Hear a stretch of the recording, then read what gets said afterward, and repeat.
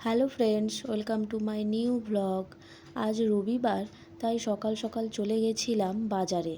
বাজারে গিয়ে প্রথমে মাছের দোকানে গিয়ে মাছ নিয়ে তারপর চলে এসেছিলাম সবজি নিতে। সবজি নিয়ে তারপর বাড়িতে এসে সবজিগুলো ভালোভাবে সবজি বক্সের মধ্যে এক এক করে রেখে দিচ্ছিলাম।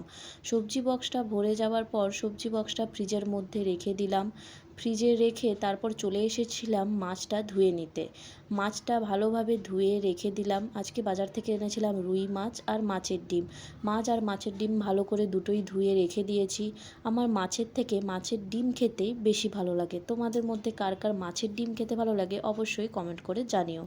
মাছের মধ্যে এখানে একটু লেবু মাখিয়ে নিচ্ছিলাম, কারণ মাছের আষ্টে গন্ধটা একটু কাটানোর জন্য। তারপর এখানে বাকি মাছগুলো টিফিনের মধ্যে নুন হলুদ মাখিয়ে রেখে দিয়েছিলাম ফ্রিজে তুলে রাখার জন্য। এখানে অনেক মাছ ছিল যেটা আজকে পুরোটা লাগতো না, আজকের জন্য মাছটা রেখে বাকি মাছটা ফ্রিজে তুলে রেখে দিচ্ছিলাম। এখানে মাছ আর মাছের ডিম দুটোই নিয়ে নিয়েছি ফ্রিজে রাখার জন্য।